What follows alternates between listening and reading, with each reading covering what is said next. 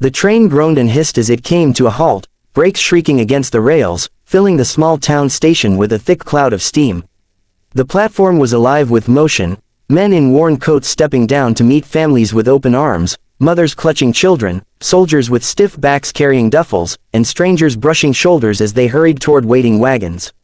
Among the bustle, Emily Harper stepped off the carriage with her suitcase clutched in both hands, her heart hammering harder than the engine had moments before.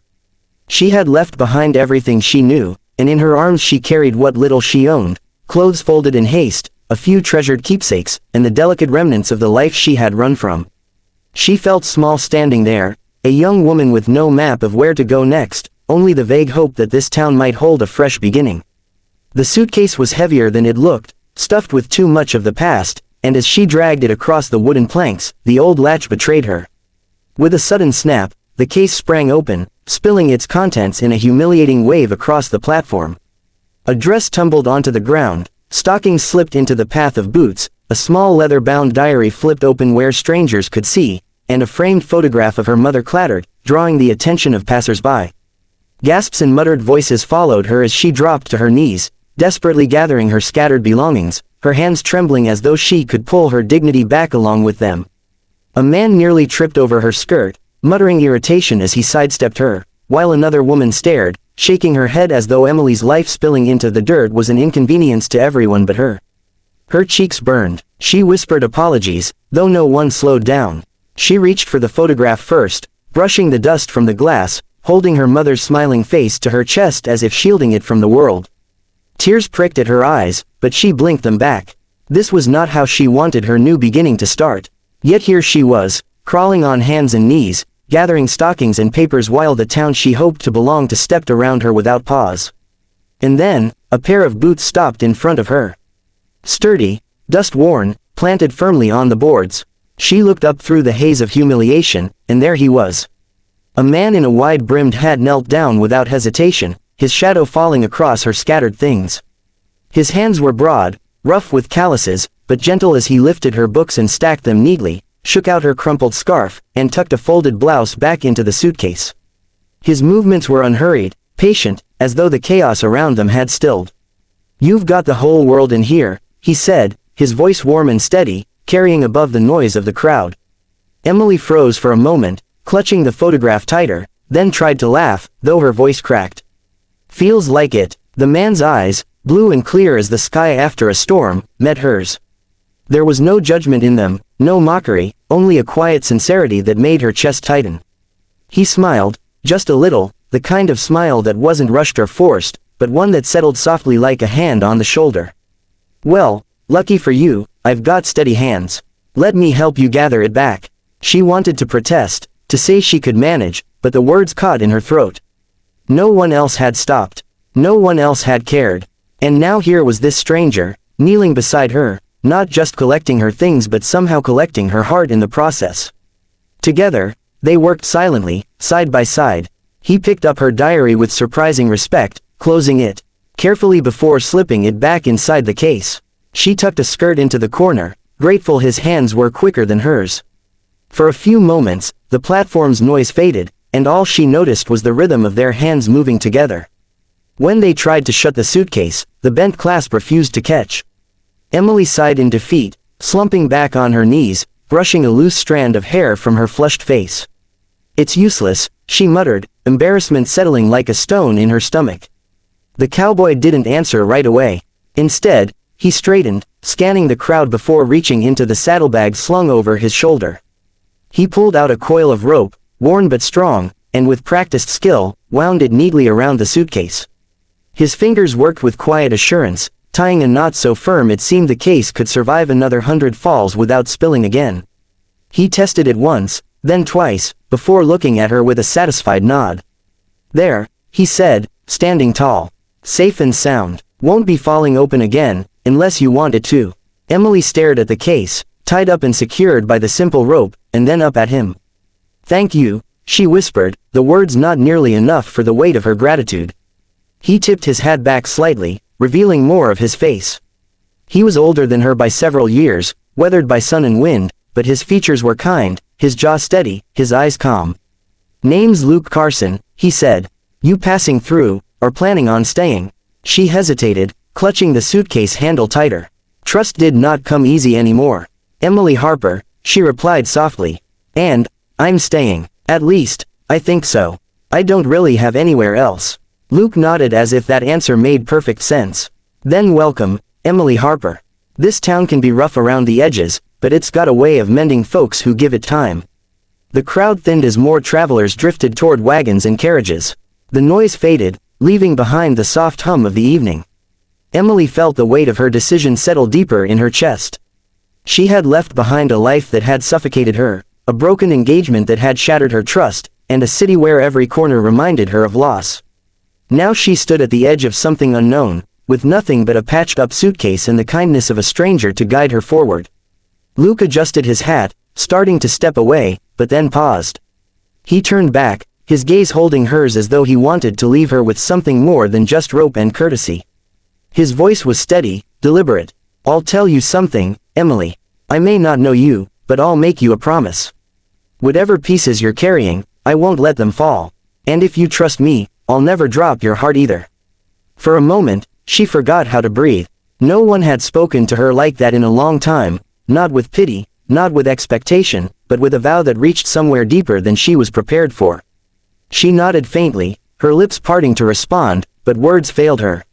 Luke only tipped his hat again, then disappeared into the crowd, leaving her with a suitcase bound by rope and a promise bound by something stronger. That night, as she walked slowly toward the boarding house she had read about in the newspaper, her hands aching from clutching the handle, she thought about his words. She replayed them again and again, as if they might unravel the knot inside her chest. She didn't know if she would see him again, or if promises made on train platforms were meant to last, but a small, fragile hope stirred in her heart. For the first time in years, she felt she might not be carrying everything alone. The days after Emily's arrival stretched longer than she expected. She had imagined small towns as warm and welcoming, filled with neighbors who lent sugar or asked after one another's health, but reality carried a sharper edge. The boarding house where she rented a cramped room was filled with creaky floors, thin walls, and strangers who eyed her with polite distance but never warmth. The air was cold at night, leaking through cracked windows, and she often lay awake listening to the murmur of voices in the hall, wondering if she had made a mistake leaving everything behind. Still, she clung to the fragile thought that she was here to rebuild, even if she had no blueprint. Finding work proved harder than she had dared to imagine. On her first morning, she walked down the main street, her shoes crunching over gravel, scanning the shop windows for signs. She stopped at the diner, where the scent of bacon and coffee drifted out the swinging door. The owner, a stout man with rolled sleeves, eyed her curiously when she asked for work. His wife, however, looked her up and down with pursed lips, already unimpressed. They gave her a chance, but every cup she carried seemed to rattle in her hand, every plate heavier than it should have been. The wife scolded her for spilling a few drops of coffee, for smiling too shyly at a customer, for not moving fast enough between the counter and the tables. By the end of the second day, Emily was told not to come back. She tried the schoolhouse next, pressing her hands together to still their nervous trembling as she asked the teacher if they needed help. The woman, gray-haired and kind in her own way, shook her head with regret. "We've only enough funding for myself, dear. No room for another set of hands." Emily smiled, thanked her, and walked away with her heart sinking. One by one, doors closed, and the little money she had saved began to vanish like sand through her fingers. By the third week, her purse was nearly empty. At night she would stare at the suitcase tied with rope at the foot of her bed. It was a symbol of everything she owned, everything she had left, and sometimes she wondered if the cowboy's rope was the only thing keeping her from coming apart altogether. On a cold evening, after a day spent knocking on doors and hearing polite refusals, she walked the dirt road back to the boarding house with her shoulders sagging. The sun was dipping low, staining the horizon pink and gold, when a voice called her name. Emily. She froze, turning to find Luke Carson walking toward her from the opposite side of the street. His stride was easy but purposeful, his hat tilted against the sinking sun, and his shirt dusted from work. The sight of him, so steady and sure, made her heart stumble in her chest. "You're still here," he said when he reached her, relief softening his features. "I said I was staying, didn't I?" She answered with a weary laugh. "Plenty of folks say it," he replied. "But staying's harder than saying." Most turn back once it gets tough. She tried to meet his eyes but found herself looking down instead. It's been harder than I thought. He studied her for a moment, then gestured toward his wagon parked nearby. Come on, let me take you somewhere. Her instinct was to hesitate. She had been careful with her trust ever since her world had cracked apart, and riding away with a cowboy she barely knew felt reckless. But something about Luke had never felt reckless at all. He was like the rope around her suitcase, simple, unpolished, yet strong enough to hold what mattered. Against the louder voice of fear, the quieter one of hope answered for her. She nodded. The wagon creaked as they rode out of town, the road widening into open country. The air grew fresher, carrying the scent of earth and hay, the sky above them endless and clear. Fields stretched on both sides, golden with late harvest, and for the first time in weeks, Emily felt her lungs fill without the weight of worry pressing them down. Luke handled the reins with ease, the horses responding to his calm authority, and for a while they rode in silence, the rhythm of the wheels and the clip of hooves the only sounds between them. When the wagon finally slowed, Emily saw it, a ranch spread out before her, framed by weathered fences and a sturdy barn. Horses grazed in a pasture, their tails flicking lazily at flies, while chickens pecked at the dirt near the porch of a modest but well-kept house. Luke pulled the reins and helped her down, his hand steady against hers. This is mine, he said simply, his voice carrying both pride and humility. It isn't much, but it's honest. And I could use someone who doesn't scare easy. Emily blinked at him, uncertain she'd heard correctly. You're offering me work. I'm offering you a place to start, he replied. You strike me as the kind who just needs a fair chance. Her throat tightened. You don't even know me. Luke's gaze held hers, unflinching. I know enough. You're still standing when life's tried to knock you down. That's more than half the battle. Something in her chest softened. She had expected pity, suspicion, or at best indifference from the townsfolk. Instead, here was this man who looked at her as though her resilience was worth something. Tears pricked her eyes, but she blinked them away quickly. She nodded, her voice barely above a whisper. I'll try. Work on the ranch began the next morning. Luke didn't overwhelm her. He started small, asking her to feed the chickens, collect eggs, and help keep the house in order. The chores were straightforward but grounding. Her hands grew steadier with each task, and for the first time since she arrived in town, she felt useful. When she gathered eggs into a basket, their warmth seeped into her palms, reminding her that small, simple things could be held carefully without breaking. When she swept the porch or mended a torn curtain, she felt a sense of place in the rhythm of the ranch. Luke never hovered, never pushed too hard, but he was always near when she faltered. Once, when she tripped carrying a bucket of water, she laughed nervously at her clumsiness, bracing for scolding like she'd endured at the diner. But Luke only smiled and said, "Water spills. That's what the ground's for."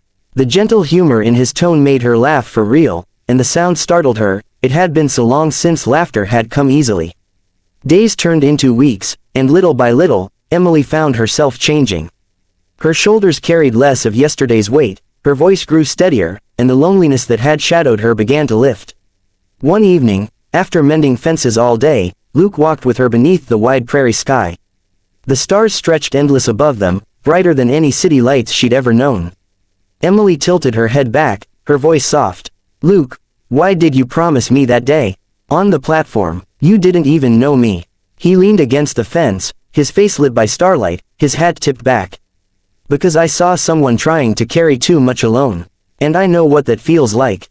My ma always told me, if you catch someone's heart before it breaks, you won't have to mend it later. I guess I figured maybe I could do that for you.